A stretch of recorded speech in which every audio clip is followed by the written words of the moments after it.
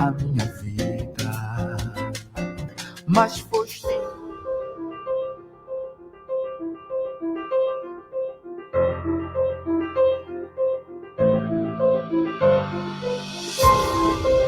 mais programas, mais conteúdos, mais informação, mais notícias, mais comentários, mais Rádio Essencial, uma rádio de palavra.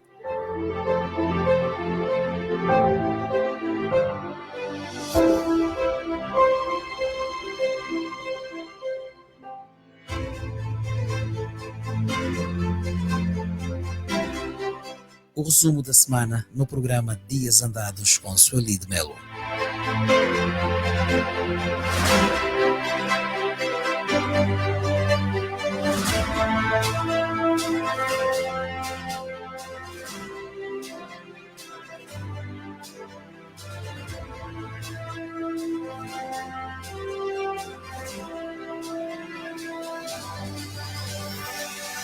Por onde começar numa semana tão fértil de acontecimentos que deixam qualquer um boquiaberto? Começamos por pedir que alguém nos esclareça quanto ou o que os angolanos devem a João Leonardo, que aparentemente tem mais poderes que qualquer um neste país.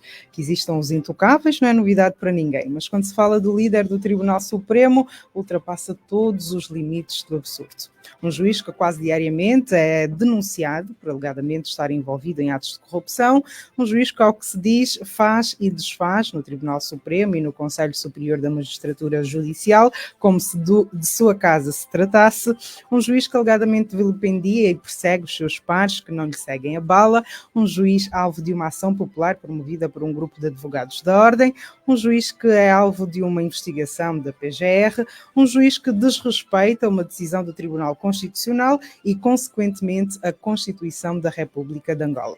Um juiz que não permite que cidadãos angolanos, entre os quais deputados e o líder do maior partido na oposição, entrem na sua casa, porque é assim que eu vi o Tribunal Supremo.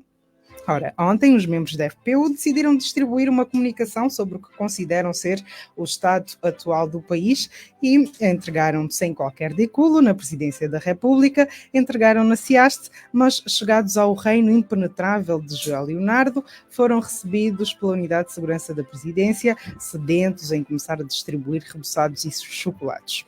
Tudo isto remete-nos à pergunta inicial. Quem deve o quê a João Leonardo? Qual é, de facto, o papel de João Leonardo neste país? Que segredos ou missões terá que o transformem numa figura tão indispensável, insubstituível e impunível?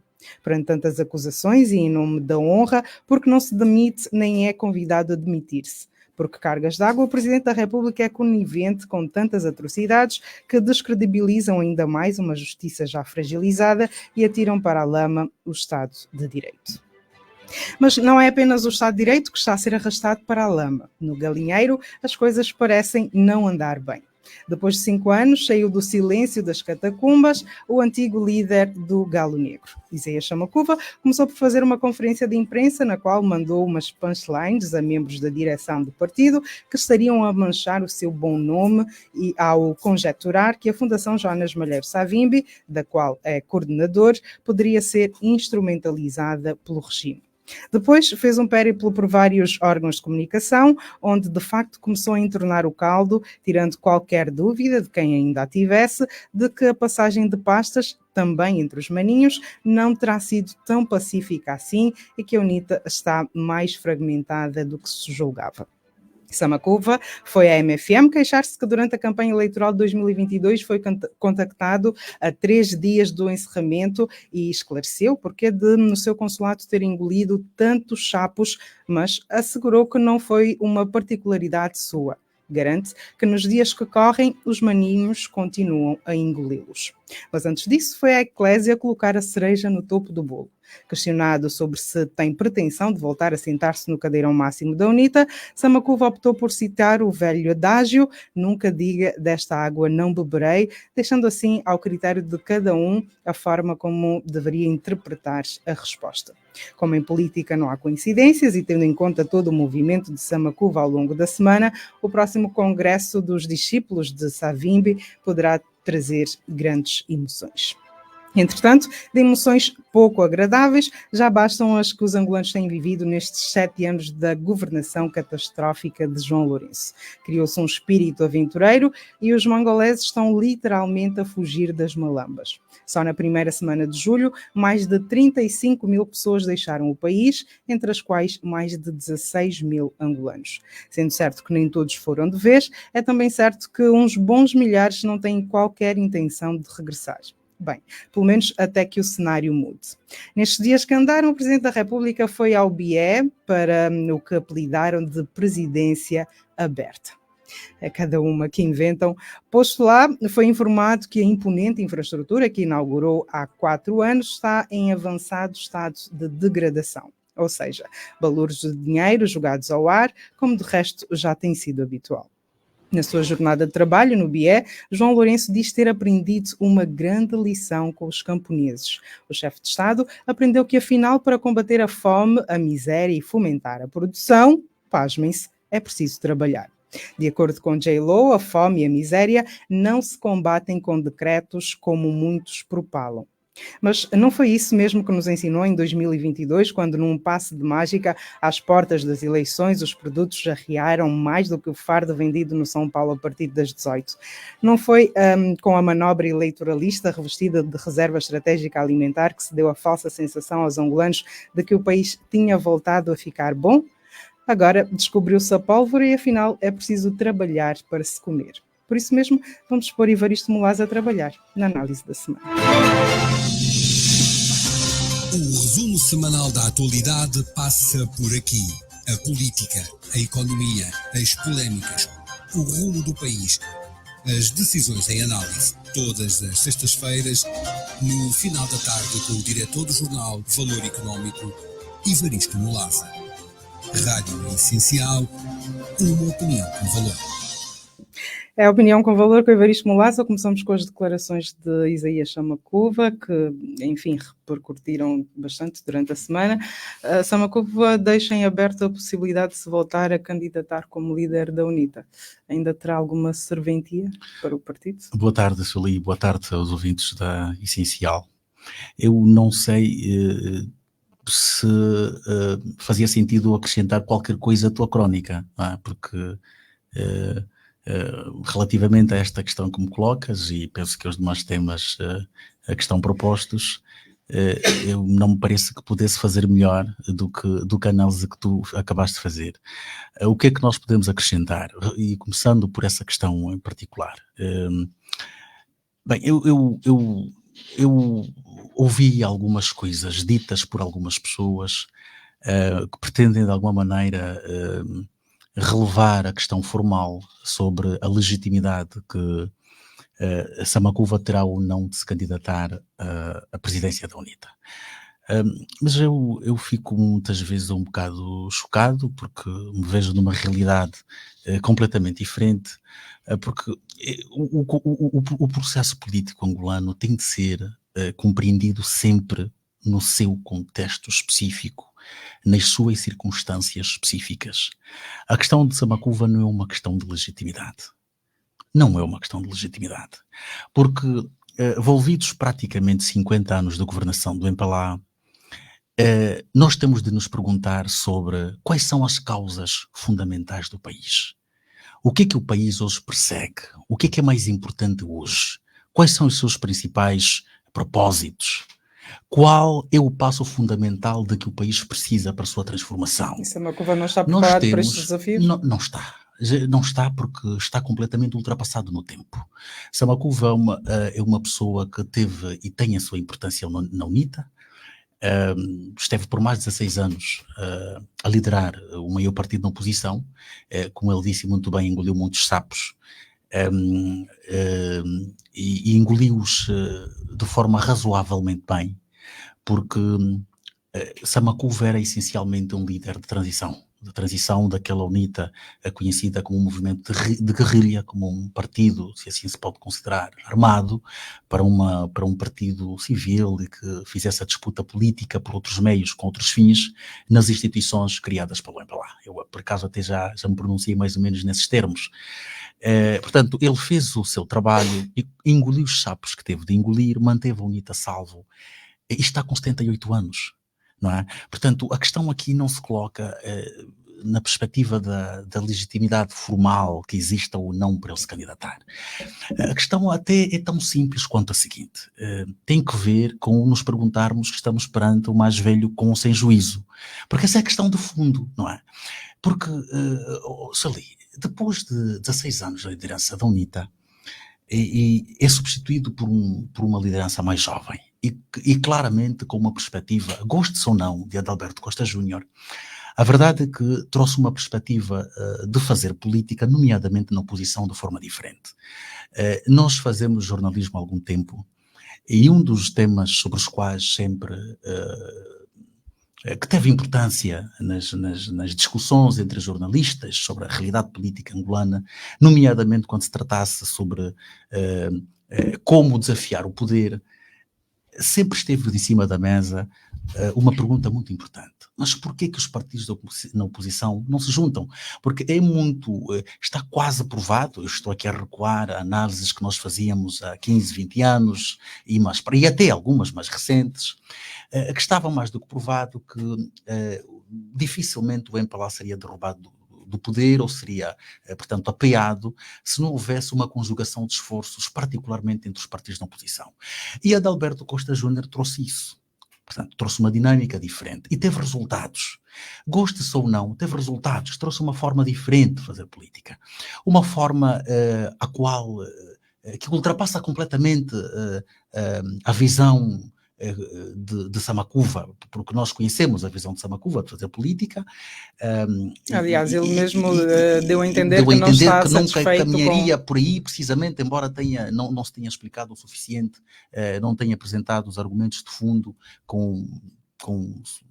de forma o suficiente, bastante para que nós compreendêssemos então o seu raciocínio. Ele diz que a forma como foram distribuídos os assentos não respeita alguns princípios e não é benéfico para o partido. Isto tem um problema, desde logo.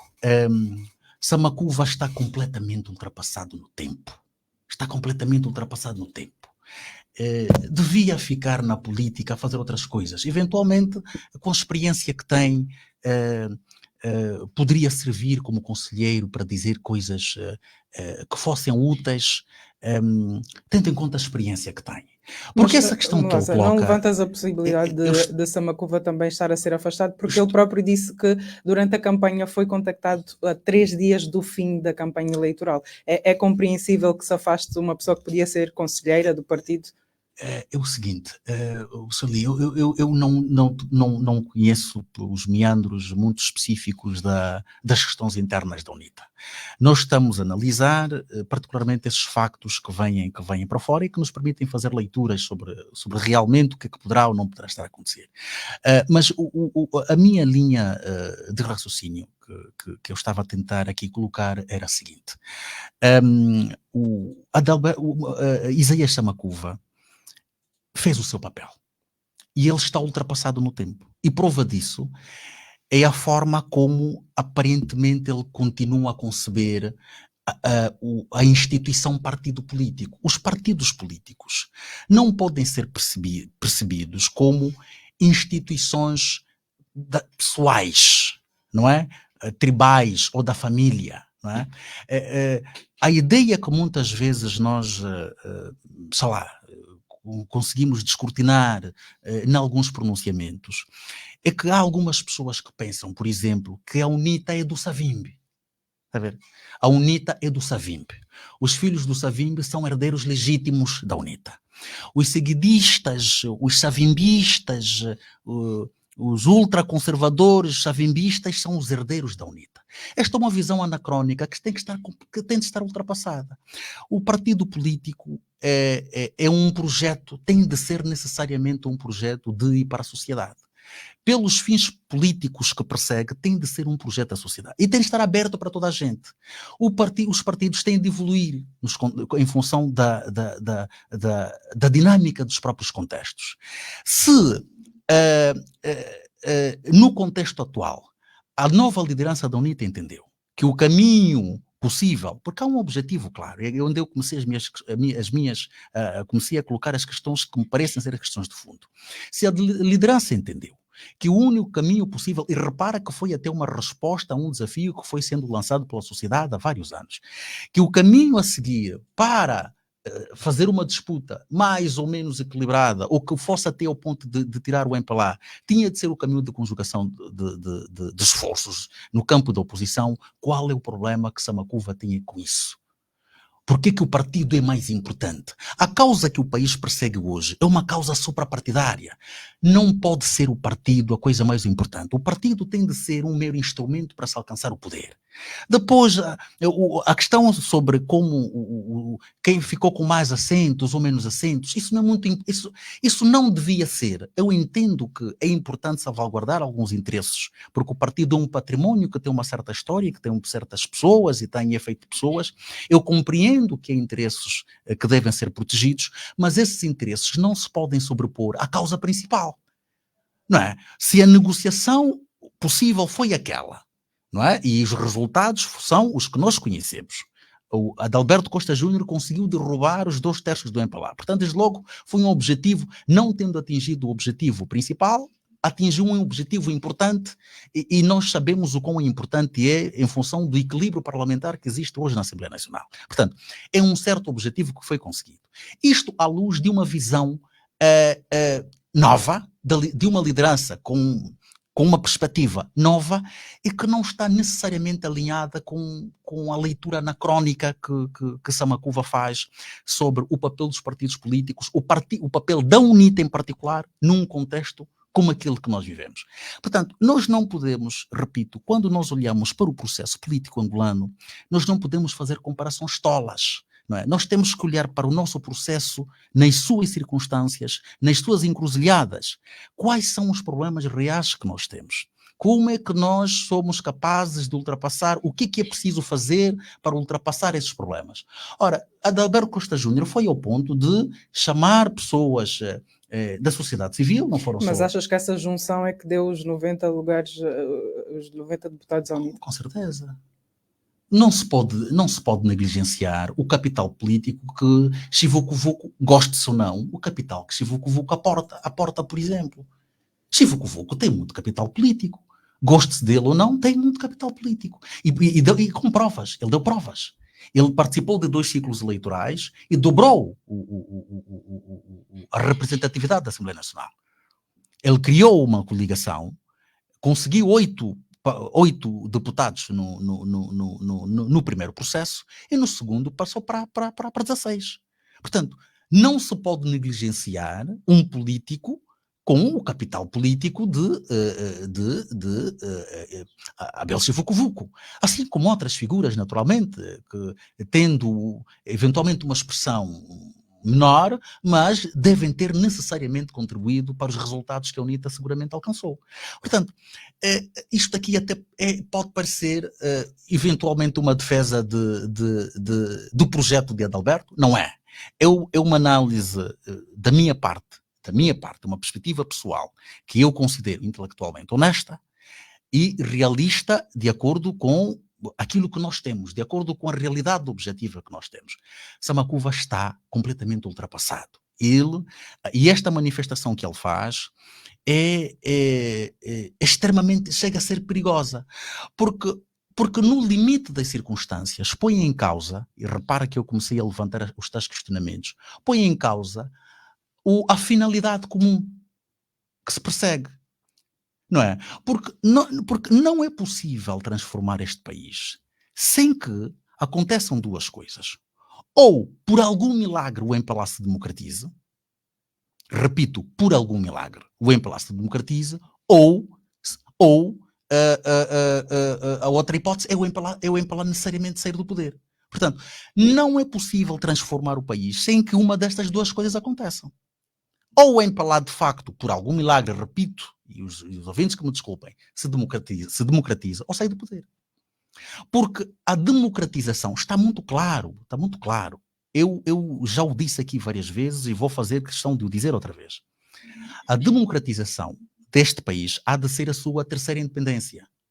Porque nós, quando analisamos todos os outros temas, tu fizeste uma crónica brilhante em que fazes um cruzamento de vários temas, todos esses temas estão intrincados e têm o mesmo denominador comum. O denominador comum tem que ver com a natureza do regime que nos tem governado.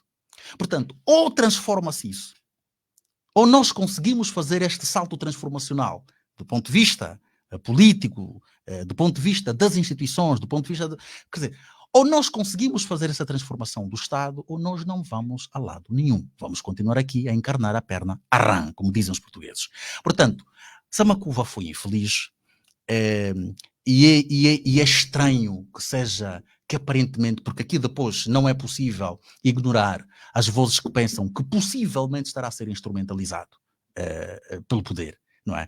E eu acredito que, se for o caso, até o próprio Savimbi, porque Samakuva deve achar-se um representante mais legítimo de Savimbi do que propriamente será a de Alberto Costa Júnior, mas sendo esta hipótese válida, a Savimbi deve estar a revoltar-se no túmulo, porque não é possível que uma figura da dimensão de Chivukuvuku, de Samakuva, que tem o seu mérito, que teve o seu mérito, porque ele manteve a UNITA salvo em períodos muito conturbados, quando a UNITA pós-guerra passou por fases muito complicadas. Desde logo, as dissidências importantes começaram a partir de 2004, porque quando o fim do Gurna foi se aproximando, começaram os saltos para o MPLA, não é? Vimos um Jorge Valentim, não é? Um militante da dimensão, um dirigente da dimensão do Jorge Valentim, a usar uma camisola do MPLA, o que parecia uma heresia, não é? Houve aquele incidente dos 16 deputados em 2006, que os 16 deputados da UNITA que votaram contra uma orientação de Samakuva, e ele conseguiu aguentar o partido naqueles momentos mais difíceis e trouxe-o até à fase da transição para uma liderança que vê o país de uma forma diferente. Portanto, ele teve o seu mérito no seu tempo. Samakuva não tem o que ele tiver para dar para o país, eventualmente, no seu lugar de... E deixa que eu te diga mais, Soli. Ainda que eventualmente, vamos admitir essa hipótese, e vou dizer isso com todo o cuidado para não ser mal interpretado. Isto até pode parecer um bocado radical, mas não é. Ainda que eventualmente Samakuva tivesse sido ignorado, pela atual liderança da UNITA, ele não tinha, em termos, pela importância que ele tem na história do Partido UNITA, ele não tinha o direito de se transformar num elemento perturbador, num elemento que eventualmente poderia estar aí a fazer uma espécie de papel de cavalo da Troia. Mas achas que é nisso que se consubstancia a tal, como referiste há bocado, instrumentalização de Samakuva para perturbar o partido? Então, tem algum outro fim? Qual seria o outro fim? Então, por que um Samakuva ainda vem para dizer, aos quase 80 anos, nunca digas dessa água não beberei? Quer dizer, ele já bebeu todas as águas. Ele já bebeu todas as águas. E eu ouvi alguém dizer, não, olha lá para Trump. Trump não, como é que é? Para Biden. Que absurdo. Quer dizer, não se comparam laranjas com bananas, não é? As coisas não funcionam assim. Biden tem a legitimidade política, democrática e o que for que tem para concorrer, mas repara que está a ser posto em causa uma questão fundamental. O homem continua são o suficiente para governar, para liderar um país, e é o seu próprio partido que está a pô-lo em causa que eu quero substituir. Não é? E atenção, que até tem legitimidade. Tem. A Constituição não impõe barreiras, pelo menos com a idade que ele tem, e aparentemente está dado ainda como são para concorrer, mas o partido acha que não serve, porque ele já não sabe onde está. Porque já não sabe onde está. Não obstante toda a legitimidade que ele tenha para concorrer e etc. Portanto, a questão aqui não se coloca neste plano, não é? A questão é, e há outra coisa, que contexto são os Estados Unidos? Os Estados Unidos é um país democrático, um país completamente diferente. Um Biden marioneta não tem necessariamente, não estraga, vou utilizar aqui um termo se calhar mais apropriado, não estraga necessariamente, não destrói necessariamente o país da mesma proporção que um marioneta em Angola. Porque este é um país que ainda não existe, que no rigor do termo ainda é um projeto de qualquer coisa que se vai tornar país amanhã. Samakuva é uma marioneta? Se eventualmente estiver a ser instrumentalizado pelo poder, não poderia ser outra coisa. Não podia ser outra coisa. E a questão que se coloca é, repare, eu disse aqui há bocado, ainda que no limite das circunstâncias ele tivesse sido ignorado pela direção da UNITA, ele tinha a obrigação moral de encontrar outros caminhos de aproximação. E vou dizer-te mais, no limite, poderia dizer o que quisesse, mas que se mantivesse calado quanto à pretensão de tentar voltar à liderança da UNITA. Até porque a UNITA, quem tem olhos para ver, percebe que olha-se para Adalberto Costa Júnior, depois dele vem uma geração que já se está a preparar para o assalto, a seguir. Está a ver? Para o assalto, ou por salto, como quiseres, as duas palavras são perfeitamente válidas. Nós, a semana passada, tivemos aqui o deputado Adriano Sapinhala, não é? O secretário provincial da UNITA não é para lá, e ele assumiu aqui, secretário provincial da UNITA, e ele assumiu aqui, que de facto é um indivíduo que tem ambições para lá chegar, e assumiu com clareza. Ou seja, ainda tem confiança na liderança atual, porque entende que é a liderança que tem capital político para promover a transformação, mas ele assumiu que é claramente a geração que se segue. Então veio mais Samakuva para colocar tampão, quer dizer, quando não é. E diga-me lá, Sueli, o que é que Samakuva representa para um eleitor de 18, 19, de 20, de 30 anos? Olha-se para Samakuva e vê-se mesmo que está aí um candidato à liderança do país, à chefia do Estado, à Presidente da República? Em 2027, Samakuva terá 81 anos. É verdade mesmo que tem... Nós não podemos brincar com as coisas, não se trata de uma questão de legitimidade, não estão aqui em causa as questões formais, não é? O que está aqui em causa é muito mais importante que isso. Portanto, ele foi infeliz e eu penso que, como escrevi em algum lugar, ele há muito tempo ultrapassou a barreira para ter juízo. Portanto, não faz sentido que um Samakuva venha criar barulho ao ponto de ser um elemento desestabilizador do maior partido da oposição. Eu perguntei-te há bocado e tu tens estado a dizer ainda que, mas é compreensível que alguém que esteve em frente do partido por 16 anos e com a experiência que tenha sido ignorado, pelo menos nessa fase da campanha eleitoral. Bem, se o que ele diz que se foi efetivamente ignorado, eu não acho que tenha sido a melhor postura. Não acho. Porque eu não sou daqueles que pensam que pensa que tudo quanto é velharada, tudo com o velho não serve. Não é nada disso. Não é nada disso.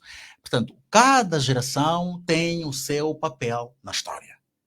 Samakuva teve o tempo que teve, fez o seu papel e aquilo que era esperado dele era ter um papel diferente, nomeadamente como conselheiro, como mais velho, como experiente, como moderador, o que for.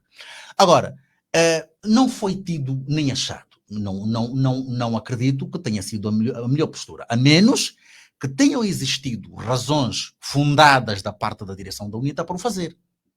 Porque podem ter acontecido situações que são do nosso desconhecimento, que poderão ter levado a que eventualmente a direção da UNITA tomasse a decisão que tomou. Ora, se não aconteceu nada de extraordinário, naturalmente não me parece que tenha sido o comportamento mais adequado, porque é uma figura que continua a ter a importância que tem. O mais velho, um senador que continua a ter a importância que tem. Agora, não tem importância para ser líder da oposição, porque a UNITA é líder da oposição. É preciso termos isso em conta. No contexto atual, diga-se o que se disser, a UNITA é a única alternativa realista, pelo menos até agora, é a única alternativa realista de alternância de poder. E Samakuva está completamente ultrapassado no tempo para assumir esse papel. É tempo também de olharmos para outro tema. A FPU foi impedida de adentrar o Tribunal Supremo quando tentava entregar uma comunicação sobre aquilo que consideram ser o estado atual do país. O ato em si desrespeita alguma norma, alguma lei? Como é que se explica? Bem, eu ouvi alguém dizer, algumas coisas espalhadas, que, peço perdão, que aquele ato poderia ser confundido como uma manifestação. Bem, honestamente não pareceu. Não pareceu que aquilo tenha sido uma manifestação. O que pareceu, e aquilo que foi dito, o que é oficial, e deixa-me realinhar os elementos. Aquilo que foi dito como sendo oficial e aquilo que nos pareceu foi que um conjunto de deputados da oposição, ou na oposição, portanto, da FPU, da Frente Patriótica, decidiram juntar-se para levarem um documento às instituições que eles entenderam que deviam receber o documento. Certo? Certo? Pronto. Não pareceu que aquilo tenha sido uma manifestação. Portanto, se aquilo não foi uma manifestação, então não houve violação nenhuma, de lei nenhuma, de manifestação nenhuma.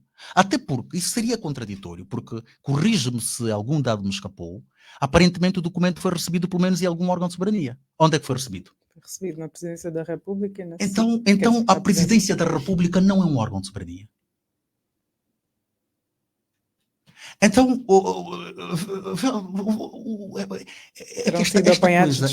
esta coisa, as pessoas às vezes expõem-se a ridículos incompreensíveis. Não é? Já dizem, não, violou a lei da manifestação porque... Então viola a lei da manifestação quando se desloca ao Tribunal Supremo e não viola ao deslocar-se à Presidência da República. Porque o que a lei da manifestação estabelece são os tais 100 metros, não é, de distância que as pessoas devem respeitar em caso de reunião, de manifestação, ninguém... Portanto, há aí um cordão de 100 metros que ninguém pode, que é a tal linha vermelha, em que ninguém pode, que não pode ser ultrapassada. Então, no caso da presidência, esta linha vermelha foi ultrapassada?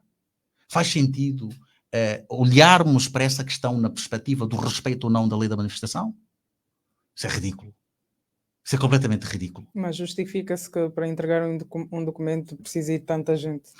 Célia, é claro que nós não podemos ser ingênuos. Naturalmente, a UNITA quis criar um facto político. A FPU quis criar um facto político, isso é óbvio. Não é? Agora, uma coisa é uma coisa, como diz o povo, outra coisa é outra coisa. Não é? Se eles decidem, bem, esse documento é muito pesado, então temos que ser 5 a levar. Qual é o problema? São 5. Eles disseram que aquele documento pesa muito. Não é? Esse documento, cada um pega nessa parte, aquele nessa, vamos lá levar os 4, os 5. Estão a violar que lei? Não é? Estão a violar que lei? Quer dizer, violaram a lei da manifestação no caso do tribunal e não violaram no caso da... Quer dizer, isto é tão ridículo que dispensa comentários adicionais, na minha opinião. E isto só prova, mais uma vez, aquilo que eu dizia há bocado relativamente ao objetivo macro do país. Nós, os angolanos, e eu quando digo nós, os angolanos, estou mesmo a referir-nos a todos os angolanos. Sem cores partidárias, sem ideologias, Nós, os angolanos, temos de perceber que é muito importante que nós transformemos o país. Que é muito importante que nós consigamos dar o salto da transformação democrática. Porque aquilo que aconteceu aí não é outra coisa, é a expressão do regime que nos governa. Com as suas naturais contradições. E depois temos de ouvir gente, quer dizer, e é que onde se coloca a tal ditadura da liberdade de expressão, né? A opinião vale o que vale, cada um tem a sua, então depois também temos que ouvir disparates como não, foi violar a lei. Não, então deviam ter sido impedidos também de entregar o documento na Presidente da República, que independentemente de todos os órgãos serem órgãos de soberania, todos nós sabemos que a Presidência da República é o órgão de soberania mais importante. Então, se até lá chegaram, ou é porque o Presidente não estava lá? Sempre que Ridículo. pode, a oposição, e aqui particularmente a UNITA, diz que as instituições angolanas não têm credibilidade, que, pronto, enfim, esta entrega destes documentos nestas instituições que para a UNITA não tem credibilidade. Faz sentido? Há aqui alguma incoerência?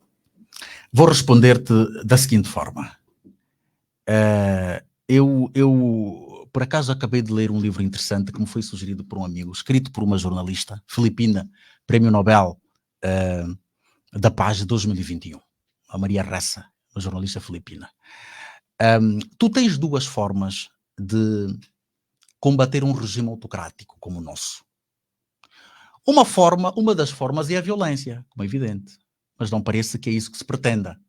Não é? Violência seja lá de que natureza for, ou uma rebelião popular, ou os golpes de Estado, a experiência que nós temos é que normalmente não são transformacionais também, muitas vezes até criam problemas muito mais sérios, não é? Ou então há uma luta política de desgaste dentro das instituições até que as coisas mudem. A tal história do bate, a água bate, a pedra até que furar, não é? Portanto, se o caminho da violência não é uma opção, até porque a UNITA hoje é um partido civil, é um partido desmilitarizado, é um partido que faz a política por outros meios. Não há outra forma de a UNITA fazer o combate político senão pelas instituições. E não há contradição nenhuma. Porque se aceite-se ou não, as instituições que nos governam são mesmo aquelas que existem. A UNITA está na Assembleia Nacional. Mas a UNITA também diz que aquela instituição não é credível. Porque é liderada porque é uma instituição que está sujeita a um poder que não devia ter competências de liderança sobre aquela instituição. Certo? Portanto, não há aqui uma terceira possibilidade. Então, se o caminho da violência não é o caminho mais adequado, e todos nós entendemos que não, a outra opção é o caminho do combate dentro das instituições. E eu cito a Maria Ressa precisamente por isso. Porque ela escreveu um livro interessante, não é? Sobre a disputa que ela teve contra o regime de Duterte. E a forma como ela lutou contra o regime dentro das... É verdade que ela continua com a vida suspensa, porque pode levar uma pena que poderá deixá-la na cadeia a vida toda. Mas ela teve conquistas muito importantes. Lutando dentro das instituições. É verdade que as Filipinas, não sendo com o regime do Duterte e os outros vários regimes mais imediatos anteriores que passaram por lá, não poderia ser considerado uma democracia aquilo como tal, mas também não era uma autocracia igual à nossa, não é? Porque há coisas que ainda funcionavam, não é? Portanto, as pessoas tinham a possibilidade de recorrer às instituições e tinham respostas, não é? Nós cá em Angola, às vezes, faz-se recurso a determinadas instituições e as instituições nunca respondem sequer, não é? Nunca respondem sequer. Portanto, nós, como dizia, há dois caminhos, não há qualquer contradição. Porque a UNITA só resta fazer o combate político dentro das instituições que foram criadas por bem por lá. Naturalmente há outros instrumentos, os instrumentos de pressão, como as manifestações, mas todos nós entendemos que a guerra não é o caminho, até porque nessa altura do campeonato provavelmente só o MPLA, usando as forças armadas, pode fazer guerra, porque é o único que tem armas, não é? Fazendo aqui esta extensão, não é? Sendo o partido que suporta o governo e as instituições que governam, até porque infelizmente até os próprios setores castrenses também estão muito longe de ser instituições completamente republicanas, não é? Quantas vezes tivemos exemplos de alinhamentos partidários, portanto, mas não é isso que é chamado agora para aqui. O que eu quis dizer é, aquilo que aconteceu vem reforçar mais uma vez o que eu dizia aqui há bocado sobre a necessidade de nós angolanos termos a consciência de que este país só vai avançar se nós, de facto, conseguirmos avançar no processo democrático. Porque, de outra forma, não vai ser possível. Não vai ser possível. 18h09, aos eventuais ouvintes novos e internautas. Este é o programa Dias Andados, vai ao ar todas as sextas-feiras depois das 17h30. Podemos ser acompanhados nas nossas páginas do Facebook e do YouTube. Vamos continuar a falar de instituições. O Tribunal Supremo publicou o acórdão do caso 500 milhões. A decisão essencial já tinha dado, não é? Em primeira mão, no dia 28. Mas agora com o acórdão tivemos, enfim, novos dados. Pelo que se pode entender, apesar de o Tribunal Supremo afirmar ter se conformado à decisão do Tribunal Constitucional, manteve a condenação, ou seja, houve um segundo julgamento. É isso. Bem, eu até, por uma questão, vamos lá dizer, é um tema que vem sendo objeto de conversas permanentes. E eu, para responder à tua questão, vou servir-me essencialmente, se calhar até não de opinião própria, mas vou servir-me de alguma opinião que está formada de pessoas muito respeitadas na sociedade angolana, e nomeadamente nas áreas das ciências, do direito, que muito antes da decisão do Tribunal Supremo já haviam antecipado que o Supremo não poderia seguir outro caminho. Porque as decisões dos tribunais são de cumprimento obrigatório. E a decisão que o Tribunal Constitucional tomou é uma decisão de cumprimento obrigatório. A verdade é que o Tribunal Supremo não a cumpriu. E quem é que diz que o Tribunal Supremo não a cumpriu? Nós tivemos 2 votos vencidos nesta decisão, nomeadamente dos juízes Norberto Capeça e da juíza Teresa Buta, que dizem 2 coisas que me parecem relevantes. É que não só o Tribunal não cumpriu a decisão do Constitucional, como voltou a violar a Constituição, voltou a praticar inconstitucionalidades, ao, por exemplo, realizar um segundo julgamento. Porque aquilo que ocorreu foi, efetivamente, um segundo julgamento que está proibido pela Constituição, de forma peremptória. Portanto, é uma proibição peremptória. Ninguém pode ser julgado pelo mesmo facto mais do que uma vez. E aquilo que ocorreu foi um segundo julgamento. Portanto, não só não houve o cumprimento da decisão do Tribunal Constitucional, como houve um segundo julgamento. E repara, isto nem sequer é a minha opinião. E curiosamente, nós estamos perante um assunto que nos remete para a questão do fundo outra vez. Está a ver? Como é possível compreender-se que o Tribunal Supremo se arrogue no direito de tentar usurpar competências do Tribunal Constitucional? Como é que se pode compreender isso? Há uma resposta. Só num país das bananas. Não é? E repara que é curioso tu agora fazer essa pergunta e o tal fenómeno, o fenómeno aparentemente esquisito que aconteceu, não é? De os deputados da FPU terem sido barrados justamente do Tribunal Supremo. Até a presidência, ou seja, a presidência é banalizável. Esse é o entendimento, não é? Se nós lermos a coisa na perspectiva deste facto político que a UNITA criou. Não, a presidência nós podemos ir lá e entregamos, recebam-nos onde for, podemos lá chegar. O Tribunal Supremo não. Portanto, aqui qualquer coisa que há muito tempo, e eu penso que todas as mentes razoáveis deste país já perceberam, que nós não estamos perante uma questão, nós não estamos perante uma questão de justiça, é uma questão política, não é? É uma questão política. E eu acredito que mesmo aquelas pessoas, muitas pessoas pelo menos, que tinham um entendimento diferente no início deste processo, acredito eu que provavelmente muitas pessoas terão mudado de opinião. Porque está mais do que claro que estamos perante um processo político. Isso é muito mais do que evidente, não é? Porque quando o Tribunal Supremo vai ao ponto de pensar que pode desrespeitar uma decisão do Tribunal Constitucional, nós estamos a recuar para um nível de degradação das instituições que não era esperado em 2024.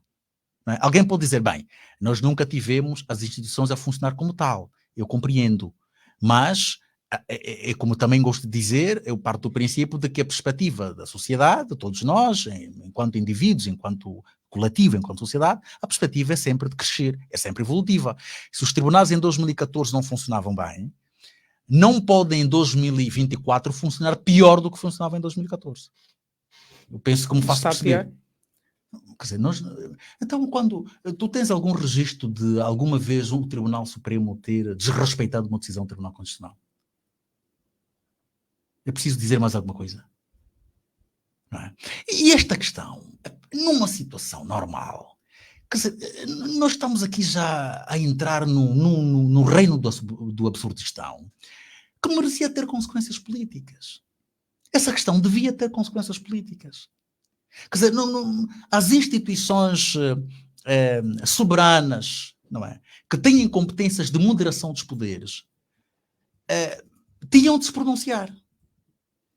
Porque isso já não é uma questão. Não achas que o Joel Leonardo está suficientemente confortável, com certeza de que não terá consequências políticas, daí... Mas eu quando falo de consequências políticas não olho só para o juiz Joel Leonardo. Olho para quem manda no juiz, porque o juiz Joel Leonardo, eu não me parece, francamente, não me parece que o juiz Joel Leonardo sozinho tenha suficiente, digamos, poder para colocar em causa todo um sistema de justiça. Não é? Não me parece. A ex-presidente do Tribunal de Contas saiu como saiu. E nós sabemos das razões que foram evocadas e quem o denunciou publicamente. Certo? Certo? Quando nós dissemos, bem, o Presidente está a intervir numa área que não é da sua jurisdição, os assessores do Presidente disseram, não, ele está a usar os poderes de moderação, enquanto mais alto magistrado do Estado. Certo?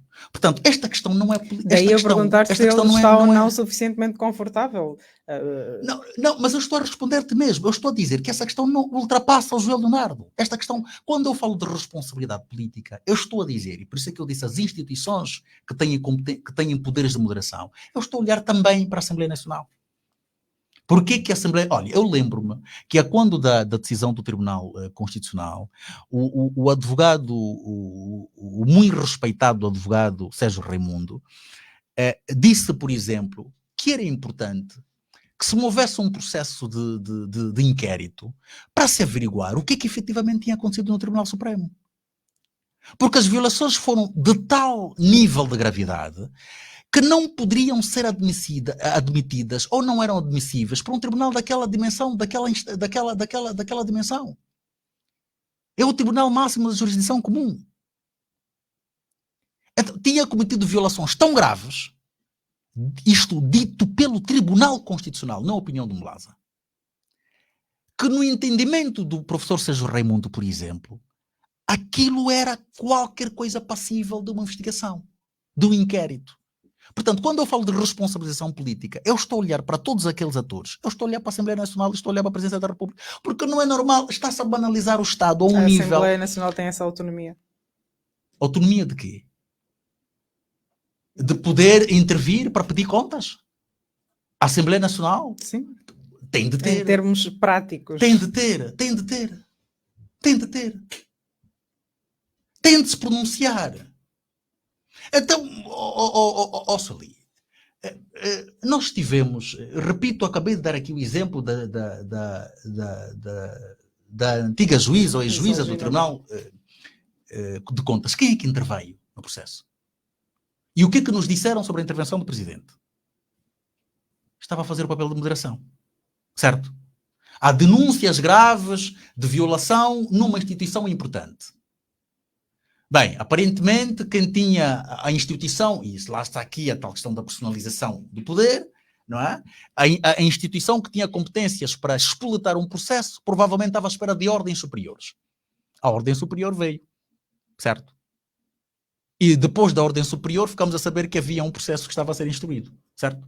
Interessará o Presidente da República dar essas ordens superiores relativamente a Joel Leonardo? Eu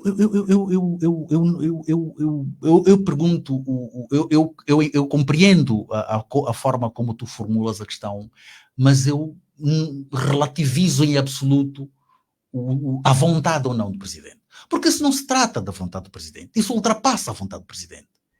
Ainda que Joel Leonardo esteja a decidir, com base em orientações que eventualmente esteja a receber, quem estará a dar eventualmente essas orientações tinha de ter consciência para perceber onde é que está, de que forma é que o país está a ser arrastado para a lama por causa das eventuais orientações que está a dar. Porque este caso já não é sobre as pessoas só. Não é sobre... É claro que nós temos pessoas que estão arroladas, que têm os seus direitos cortados, que têm as suas liberdades cortadas, que têm uma série de problemas. Mas este caso evoluiu para uma dimensão tal que já não é só uma questão das pessoas. Não é? Nós estamos a dizer que os tribunais superiores, os dois tribunais, é verdade que entre os tribunais superiores não existe uma relação de hierarquia, mas pela importância que têm do ponto de vista da intervenção a todos os níveis, no processo político, económico, social, etc. Os tribunais, o Tribunal Supremo e o Tribunal de Contas são claramente os mais importantes. Constitucional. E o Tribunal Constitucional são claramente os mais importantes. Portanto, nós estamos a dizer que estas duas instituições, que são absolutamente cruciais, até para a imagem que se projetar do país.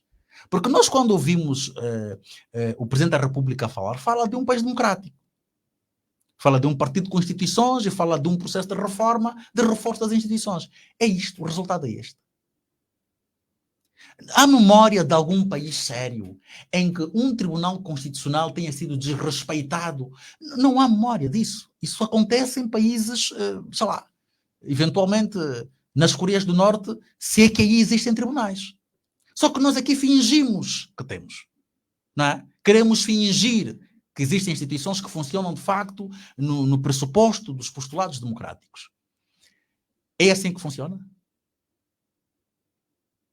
Portanto, quando eu falo de responsabilidade e de responsabilização, eu estou aqui mesmo a dizer que aquelas instituições que têm a responsabilidade de salvar o Estado, porque o que está aqui a acontecer é claramente uma matança do Estado.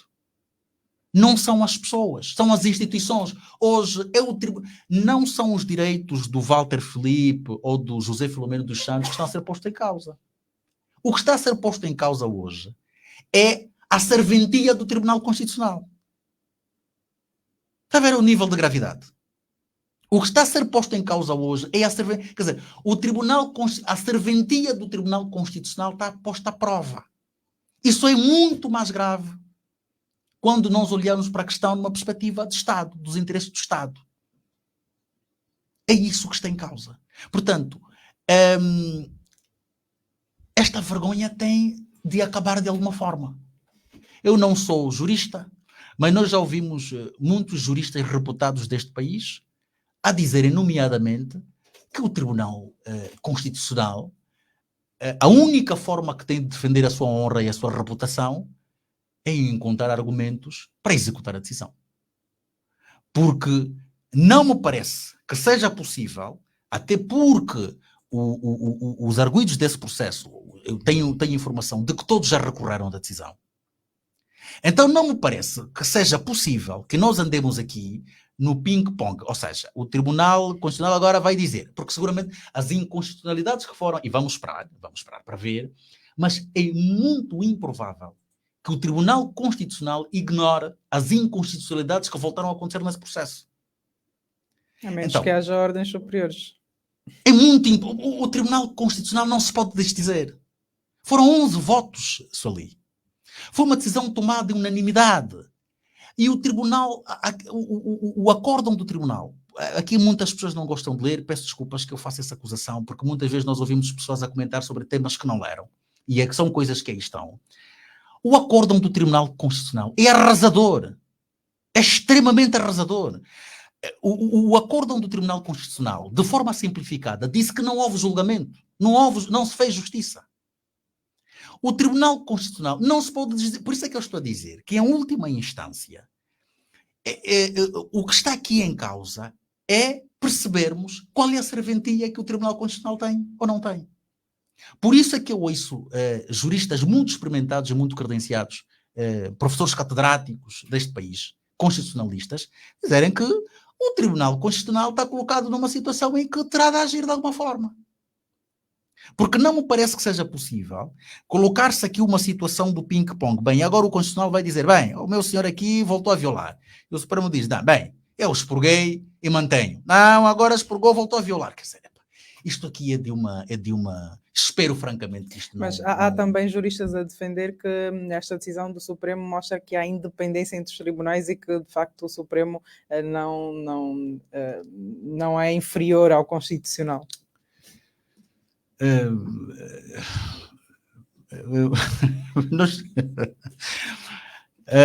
Bem, há coisas que... E juristas experimentados, constitucionalistas. Há coisas que nos fazem pensar, porque é evidente que nós estamos na rádio, é proibido dizer disparates. Eu fui educado de uma certa forma e eu por acaso li alguns argumentos, mas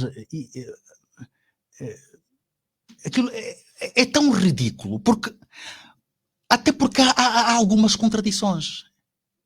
Eu estava aí a ler, e não vou citar as pessoas, mas eu estava... Até há contradições nos próprios argumentos. Porque se reconhece a partida que o Tribunal Constitucional, porque estas mesmas pessoas reconhecem isso, é a última instância de recurso em matéria jurídico-constitucional, então não se pode dizer que o Tribunal Supremo pode arrogar-se o direito de não cumprir uma decisão do Tribunal Constitucional. É tão simples quanto isso. Dizer diferente é uma tremenda contradição. É uma tremenda contradição. A questão aqui não se coloca no facto de o Tribunal Constitucional ser superior ao Tribunal Supremo. Isto é uma rádio. Há aqui um diretor de informação, há aqui um diretor técnico, com competências específicas, ninguém manda em ninguém, porque cada um tem as suas competências na sua área respectiva. Se a área editorial desencadear um processo qualquer, que é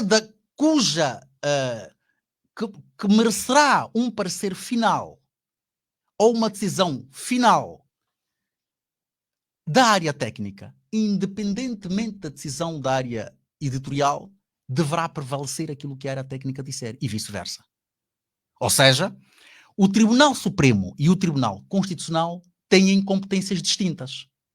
Quando os temas saem da esfera do Tribunal Supremo e vão para a esfera do Tribunal Constitucional, o que deve prevalecer é a decisão do Tribunal. E, obviamente, se o Tribunal Constitucional aceita o processo, admite o processo, reconhece fundamentos nos argumentos, nas alegações que são apresentadas de inconstitucionalidade e o Tribunal aceita, aquela decisão que proferir deverá ser a decisão que terá de prevalecer. E ponto final. Portanto, não se pode dizer as duas coisas ao mesmo tempo, é contraditório. É no mínimo contraditório. Resumindo, qual será o desfecho deste caso? O Tribunal Constitucional terá de bater o martelo? Eu quero acreditar que sim, mas quero acreditar por uma razão muito simples. Não uma crença vã. Eu quero acreditar reportando-me naquilo que foi a decisão do próprio Tribunal Constitucional. Porque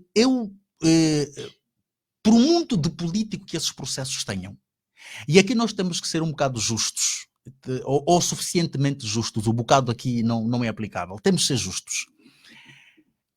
Está claro que o Tribunal Constitucional tem um entendimento completamente diferente deste processo. Tem um entendimento diferente.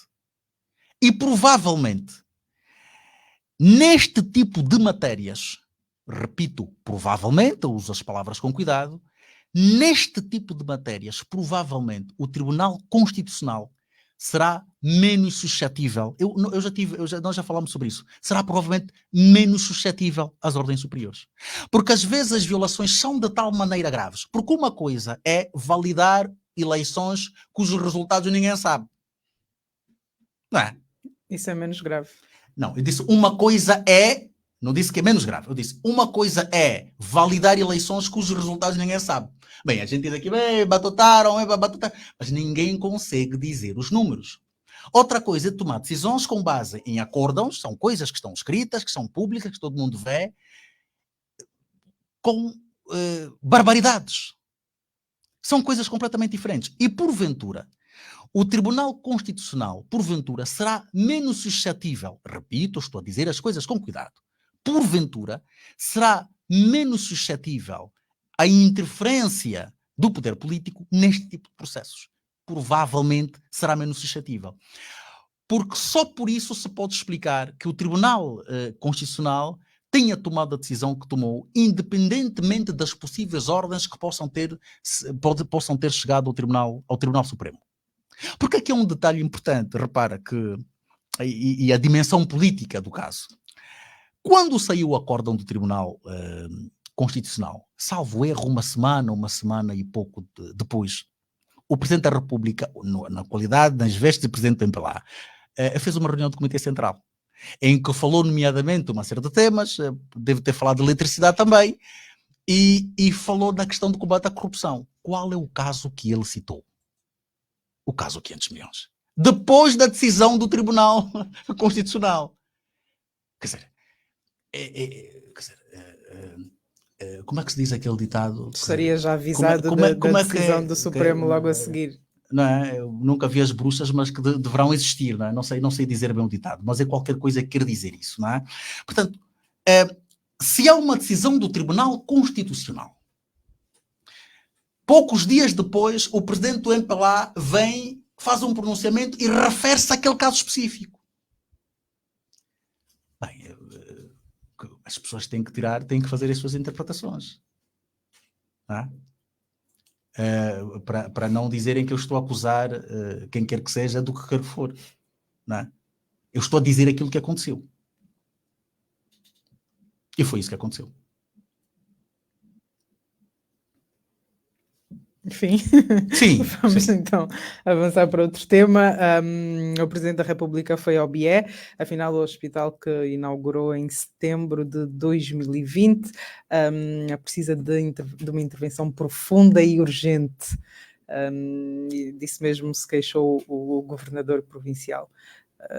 O Presidente da República de volta e meia inaugura obras imponentes, nomeadamente hospitais, e agora, 4 anos depois, precisa de obras urgentemente.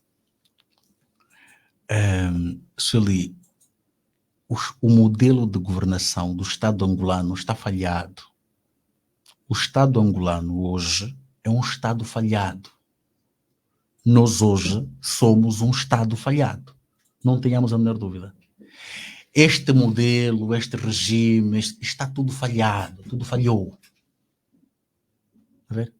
Está tudo falhado. Nós temos hoje um Estado, literalmente.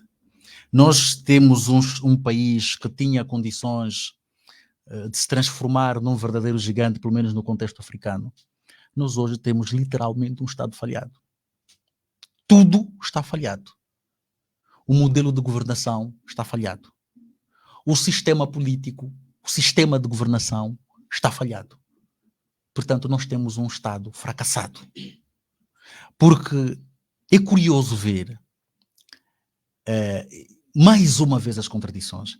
E no caso do presidente João Lourenço, as contradições parecem ser um traço da sua personalidade, que depois se transfere para a governação.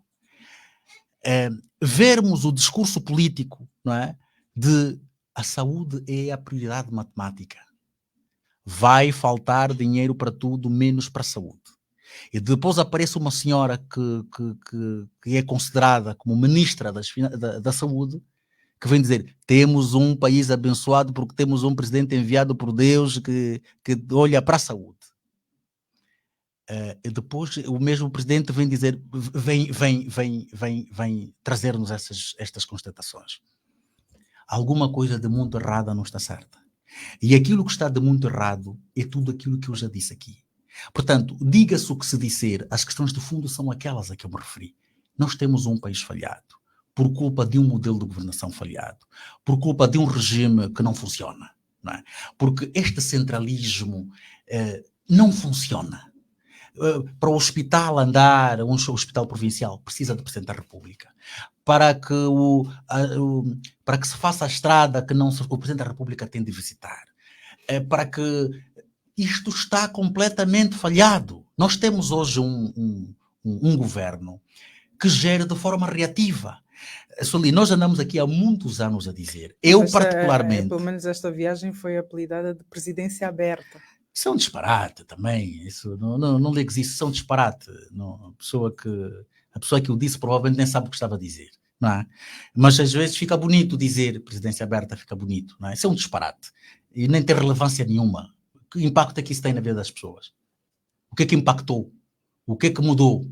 Não é? Promessas, mais promessas, mais promessas, até do setor que é considerado como o mais importante, aquele que deveria ser cuidado da forma mais esmerada possível. Temos os problemas que nós temos. Educação e saúde. Eu dizia aqui a semana passada, Sueli, que nós temos, e aqui agora fazendo uma transposição, porque os problemas são exatamente os mesmos. São exatamente os mesmos. Nós temos... e não vou falar do IJE, do BIE, do AMBO, de Malange, vou falar de Luanda. Nós temos em Luanda escolas que têm determinados cursos, em que os alunos fazem determinados cursos e não aprendem disciplinas nucleares destes cursos, nomeadamente a nível do ensino médio, porque não há professores.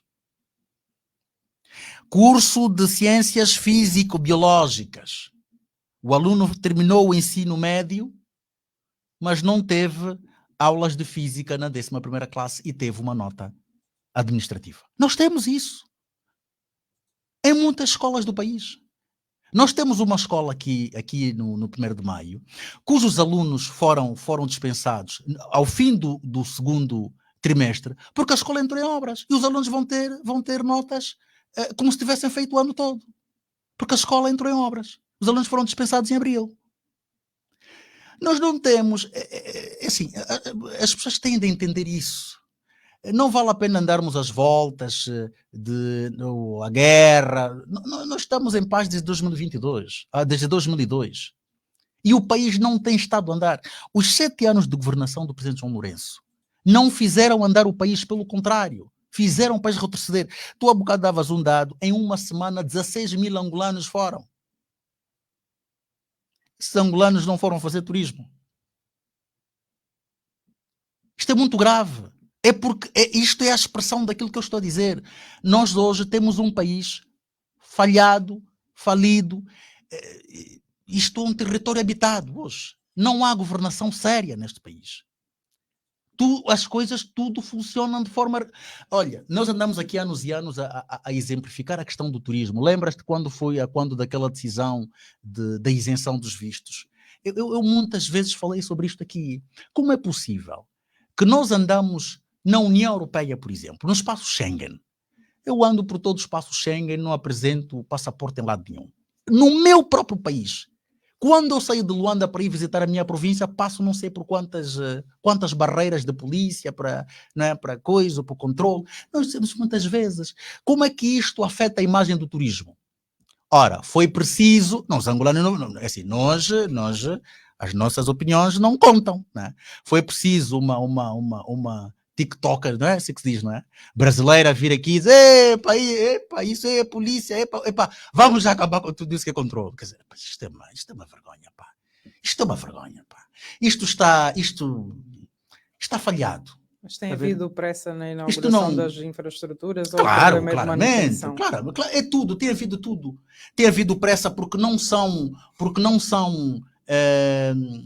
os recursos não são preparados convenientemente. Porque tu, quando construís um hospital, tu estás a pensar no hospital, estás a pensar no equipamento desse hospital e estás a pensar nos recursos humanos desse hospital. Portanto, a questão não passa só porque se for só levantar paredes, qualquer um faz. Não é?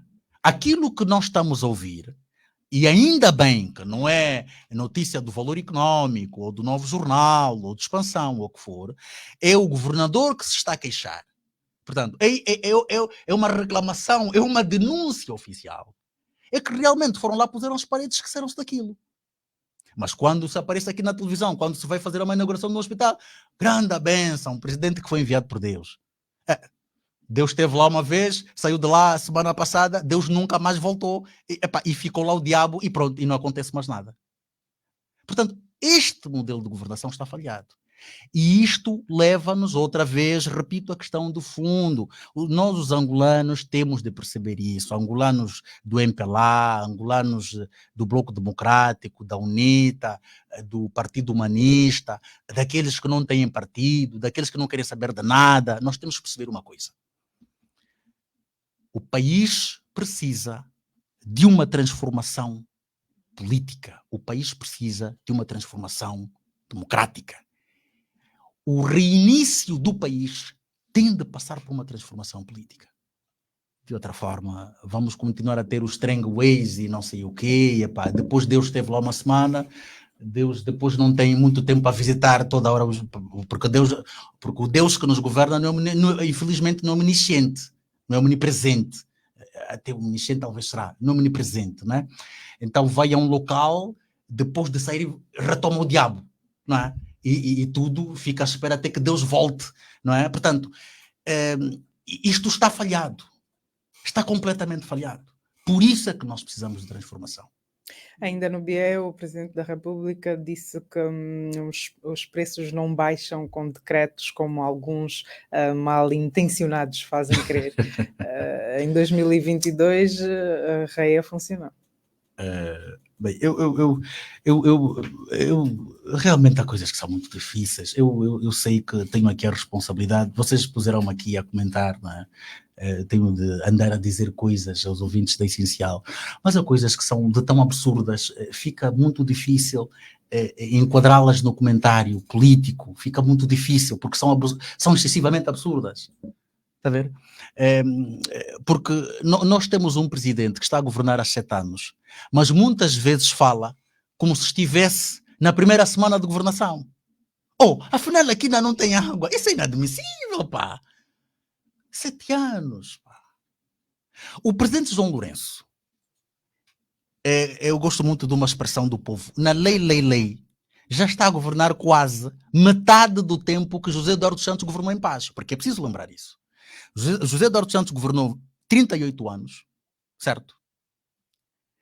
Destes 38, 17 em paz. 2002, não, eu disse 17, 15, estou a fazer mal as contas, né? Porque 2002, 2017, certo? São 15 anos, certo? Estou a fazer bem as contas.